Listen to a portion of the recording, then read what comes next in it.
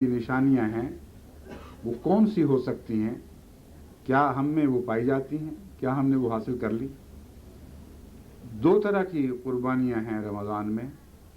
ایک بنی نوع انسان کے دکھ محسوس کرنے کی قربانی، اور ایک قرب الہی کی طرف پہلے سے زیادہ بڑھنے کی قربانی. گویا یہ رمضان خالق اور خلق کے لیے اتصال کا حکم رکھتا ہے.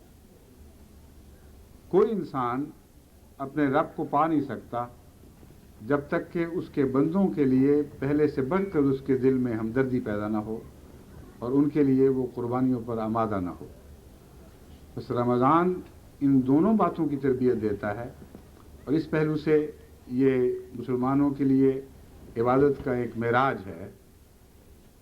اس میں تمام تر عبادتیں اکٹھی ہو جاتی ہیں، اور اپنے اعلیٰ مقاصد کے لحاظ سے سب سے زیادہ رمضان مبارک میں انسان ان قربانیوں کو دیکھتا، پہچانتا، ان میں سے گزرتا اور ان کے اعلیٰ مقاصد کے مزے چکھتا ہے. اس پہلو سے ہمیں دیکھنا ہے کہ کیا ہم پہلے کی نسبت بنی نوع انسان کی ہمدردی میں کچھ آگے بڑھے ہیں کہ نہیں بڑھے.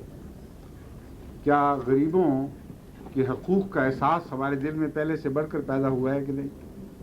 کیا مریضوں اور لاچاروں اور مصیبت زدگان اور ان مظلوموں کے لیے ہمارے دل پہلے سے زیادہ پگھل رہے ہیں کہ نہیں، جن کو دنیا میں طاقتور قوموں نے مظالم کا نشانہ بنا رکھا ہے.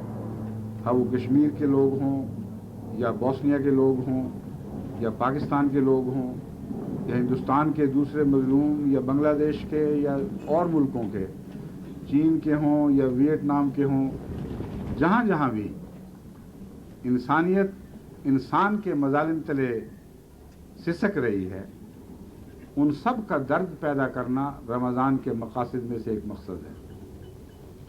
ان کی تکلیف کا احساس پیدا کرنا رمضان کے مقاصد میں سے ایک مقصد ہے. اور عجیب بات ہے کہ اس کا دوسرا کنارہ وصل الہی کے ساتھ بندھا ہوا ہے. ایک طرف آپ مخلوق کی طرف حرکت کرتے ہیں اور دوسری طرف آپ خالق کی طرف حرکت کرتے ہیں، اور رمضان میں یہ دونوں باتیں درجہ اپنے انتہا تک پہنچ جاتی ہیں. انتہا تک ان معنوں میں کہ ہم سب کی انتہا الگ الگ ہے. اپنی اپنی توفیق، اپنی اپنی حیثیت کے مطابق ہر شخص رمضان میں اپنی تخلیق کے منتہا تک پہنچنے کی صلاحیت رکھتا ہے اگر وہ کوشش کرے.